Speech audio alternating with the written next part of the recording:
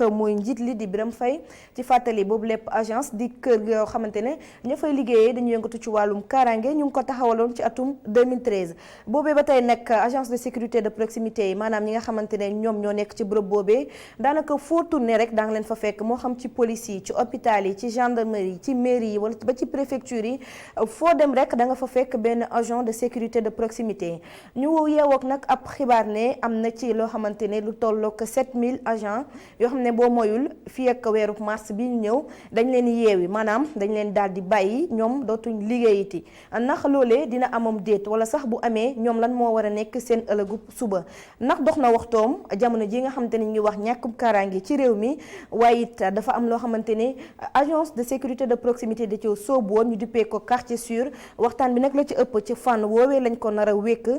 quartier sûr lan la naka la fan la toll bañ ci sooboo ba tey loolu lépp dañ ci waxtaanee ñu dalal monsieur Faye ma nuyuwaat ko bu baax Birame Faye. soxna si maa ngi lay nuyu bu baax di la sant la gërëm di nuyu aussi ñi nga bokkal liggéey bi waaye télé di nuyu sama naataango yi ma àndal ak ASP yi nekk Sénégal yëpp di rafetlu seen liggéey ak seen taxawaay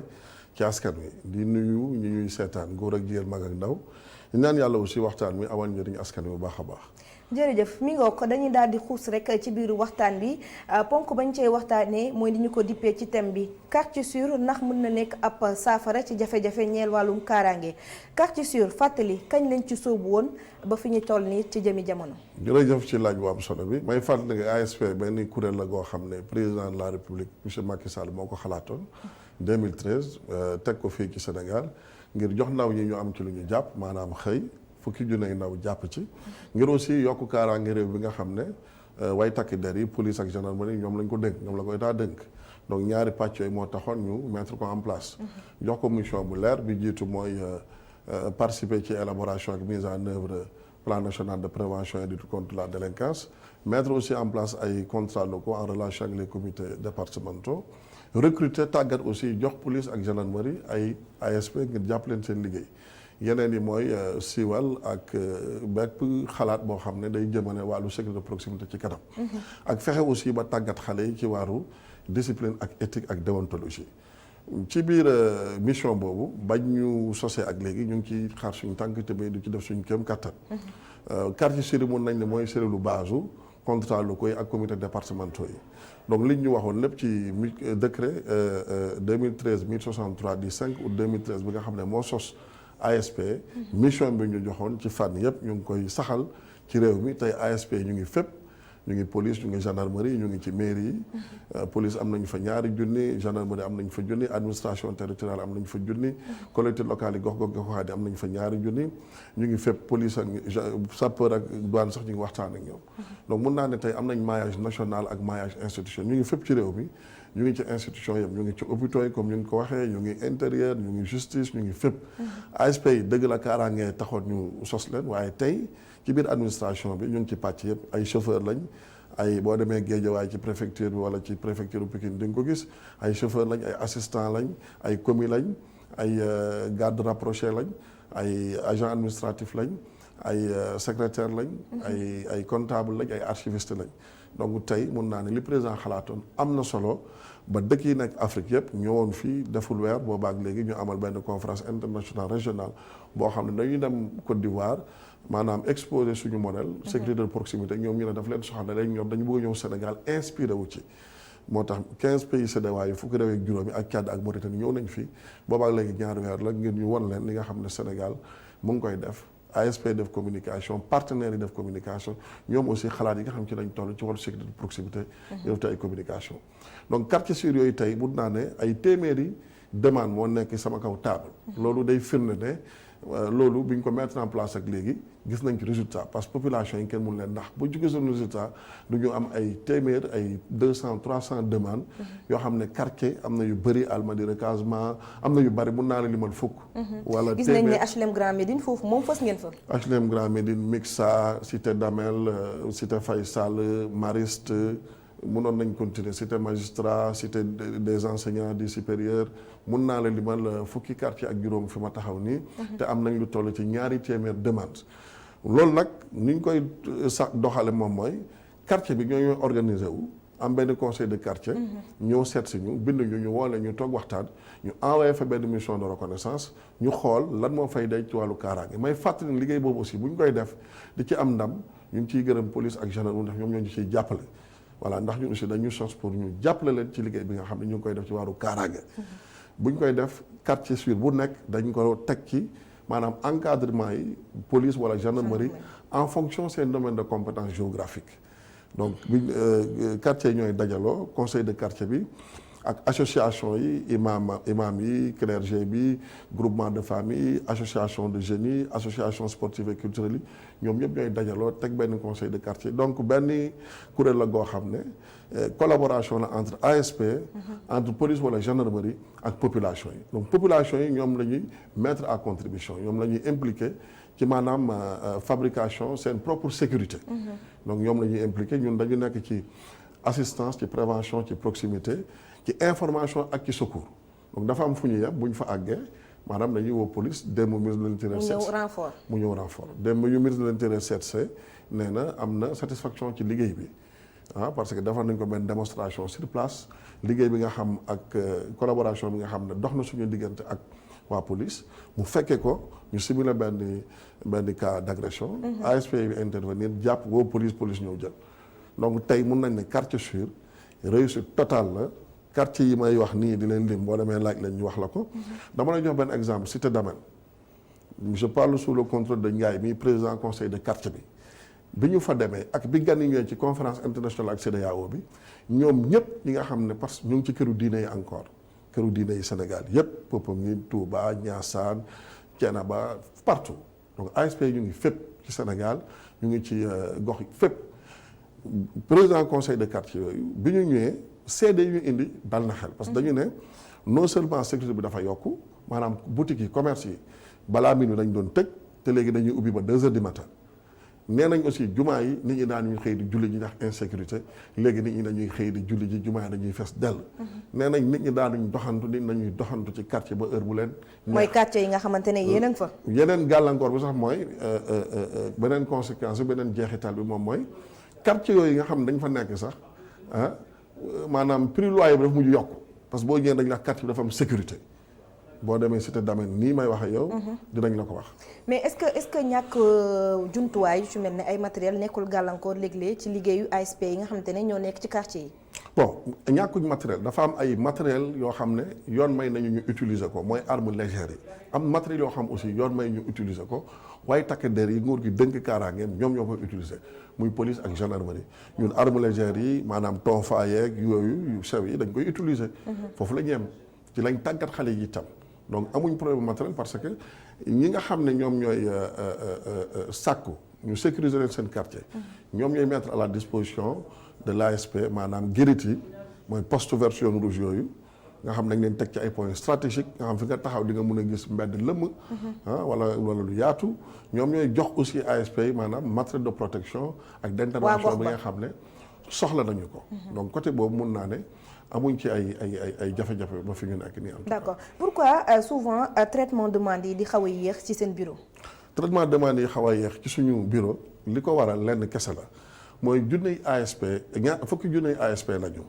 maanaam 2013 dañu recruter 10 000 ASP fukki junni bi ñu leen di recruter 20 000 demandes la ñu am pour wax aussi solo si ni ñu jox ASP boobu. 2013 ñu recruter 3000 muy 13000 li tax ñu recruter 3000 dafa am ci diggante ba ñu bari ñoo xam ne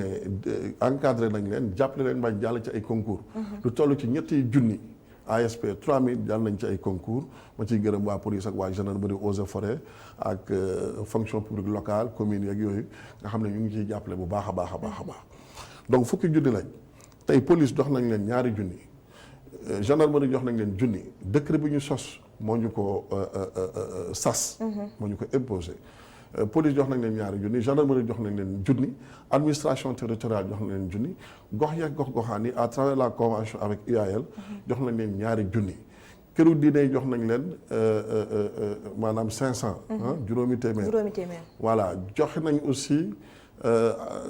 pratiquement déguerpissement bi campagne nationale bi nga xam ne suñu xarit maanaam daal ci tënk li ngeen séddale moo bëri. li ñu séddale dafa bari donc boo xoolee li ñu séddale dafa bari déguerpissement bi junni lañ fa def juróomi téeméer biir Ndakaaru ak juróomi téeméer ci région yi nga xam ne équipe Fafana yi bu jaaree ba pare def déguerpissement ñun ñooy def suivi bi boo demee stade Léopold Sédar Senghor tey bu nit ñuy dellu suul yàlla ak ASP yi boo demee marché Castor c'est pareil boo demee Rufisque c'est pareil boo demee ci décharge bi nekk yenn c'est pareil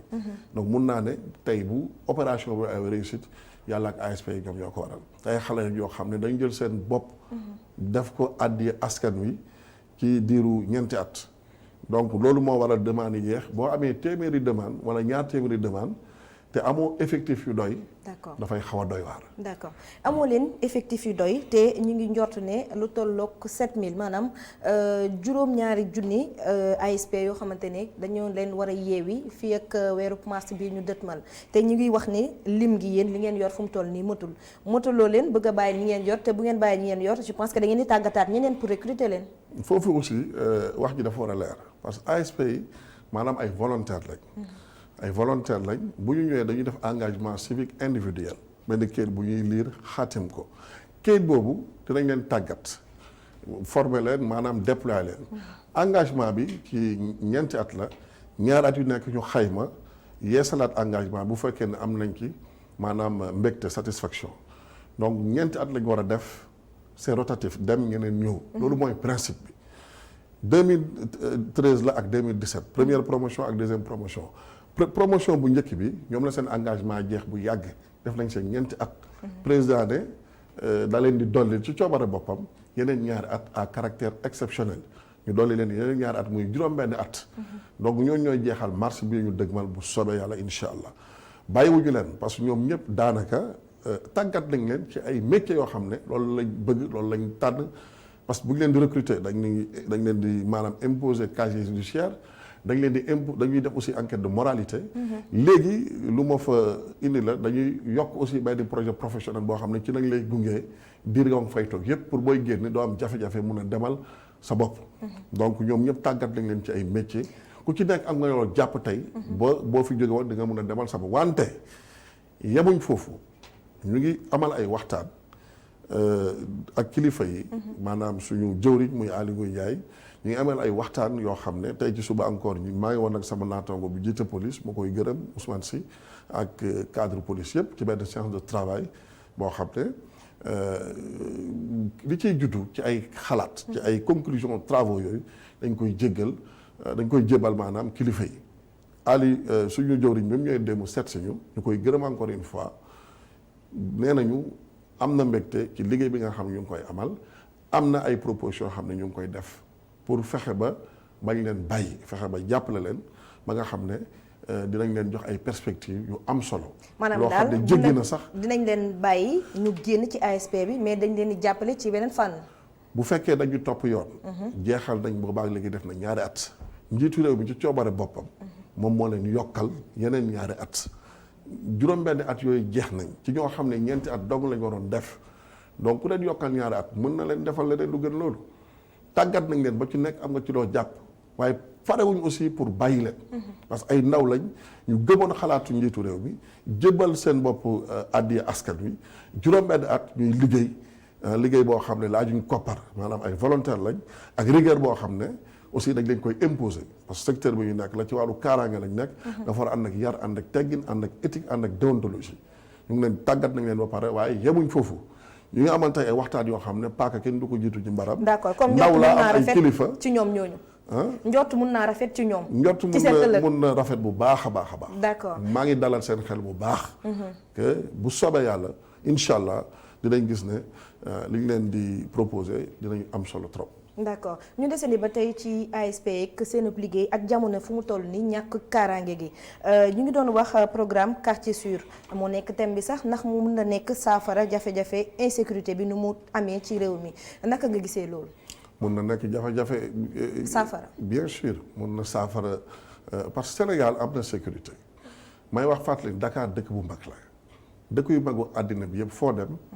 ñaanuñ ko yàlla waaye yi xew fii daf fay xew. boo demee ci dëkk yi développé wu li yemuñ ci liy xew fii kese ñu ngi ci terrorisme ñu ngi ci yeneen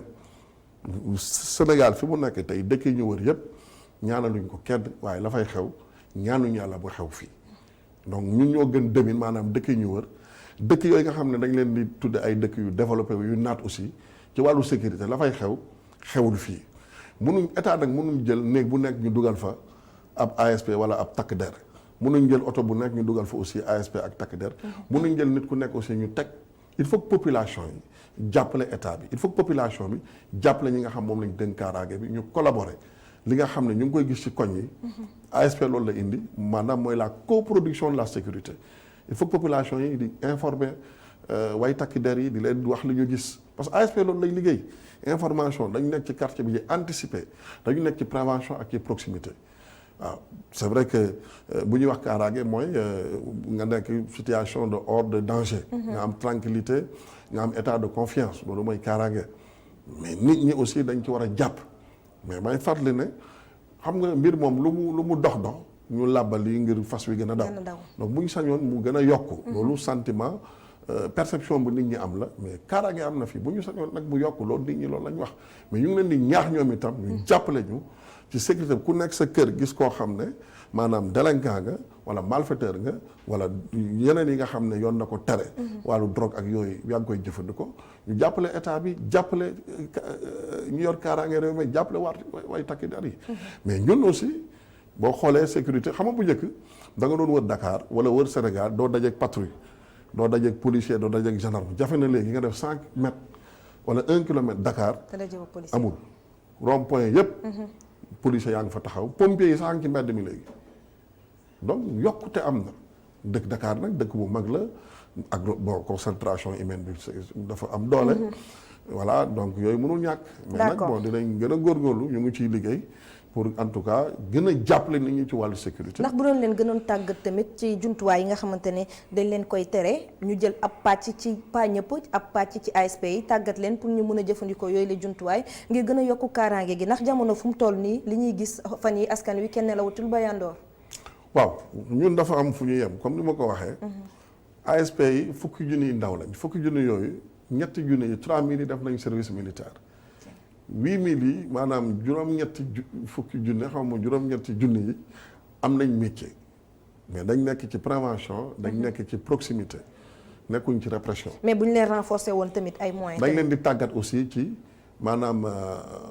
45 jours maanaam ñeent fukki fan ak juróom dañ leen ciy tàggat bu jiyee ci ma pare dañ leen di formé waat. bu ñu leen yóbbee police dañ leen di formé waat bu ñu leen yóbbee gendarmerie dañ leen di formé waat. parce que décret moo ñu ko sas waaye convention bu ñuy xaatim suñu digganteeg ñooñu aussi maanaam institut kuréel yooyu. ci loolu ngeen dañ leen di imposer que ñi ngi leen di jox na ngeen leen tàggat ci liggéey bi nga xam ne ñun ñoo leen di fay pour ñu jàppale leen. d'accord voilà donc bon ñu ngi leen di former nañ leen. quand même mais je pense que ñu ngi amal ay waxtaan en tout cas pour gën a ñogal kaaraange réew. balaa ñoo jeexal rek ñu dellusi ci yenn jafe-jafe noonu laa ko mën a tuddee ndax yéen ci askan wi dañuy souvent déplorer yenn comportement ASP rawatina ci tali bi. bon may fàttali nag aussi foofu aussi nit ñi nañu relativiser te ñu dépassionner débat bi boo yoree fukki junne ndaw weer benn nit nga ciy dégg mu def dérive wala dérapage naka si doon noonu ci weer wu nekk je pense que loolu c'est pas significatif amul solo kër goo dugg. am na kenn kuy raas dem koo xam jàngi yoonam newu ci donc loolu coolee bari man du ma ciy bëgg a wax mais fukki junne xale lañ yor jël leen ngir kaaraange te fay ñu leen ay pécule lañ am amuñu salaire c'est vrai que utaan nañ leen gratuité transport loolu defar nañ leen ko ci Dakar ci Ndar ci Mbour ci Saint-Louis ci Kaolack maa ngi fexe aussi mu nekk lu général lu national au-delà du transport gratuit aussi defar nañ leen ba mbedd mutuel maa ngi jàll ci centre de santé médico-social ci Parcelles Assainies boo xam ne dañ leen di jël en charge à hauteur de 80%. waaye loolu war tax ñu nekk ci tali bi di def naka su dul noonu. wala ci yenn bërëb yi d'abord defuñ naka su dul noonu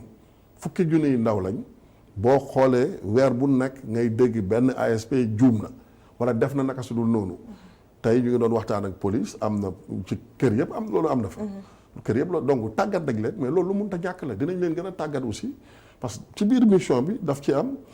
établir un guide déontologique d'éthique et de discipline. loolu def nañ ko ASP bu ci nekk jox nañ ko benn guide ci poche am boo xam ne fi mu war a yem li mu warta def li mu war a def lépp a ngi ci. d'accord donc mun nañ ne naka su dul noonu bi coow lay bari mais li ñuy wax bariwul y a plus de bariwul. d'accord jërëjëf directeur ma bàyyi la nga tàggoog téléspectateurs yi. ñu ngi lay sant la gërëm di gërëm ñi nga bokkal liggéey bi di gërëm ñi ma bokkal liggéey bi di gërëm ASP yi di gërëm njiitu réew mi di gërëm suñu jëwriñ di tàllal loxo Sénégalais yi parce que ay xale lañ suñuy rakk lañ suñuy doom lañ. jébbal seen bopp askan wi fayuñu leen nañ leen gën a fonk ngeen leen jox cër ngeen leen jàppale aussi ba liggéey bi ñuy def gën a yomb ndax njariñu askan wi la. d'accord jërëjëf mbokk yi mi ngoog seen émission Kennu Askan Wi tey fii lay yem ñu doon dalal nag monsieur Birame Faye moom moo nekk directeur général bu agence de sécurité de proximité doon waxtaanee seen wàllu liggéey waaye it nit ñi jàppee ci kaaraange gi di dimbali bu baax askan wi sant leen gërëm leen bu baax jox leen dig daje ba ëllëg ak jàmm jërë ngeen jëf.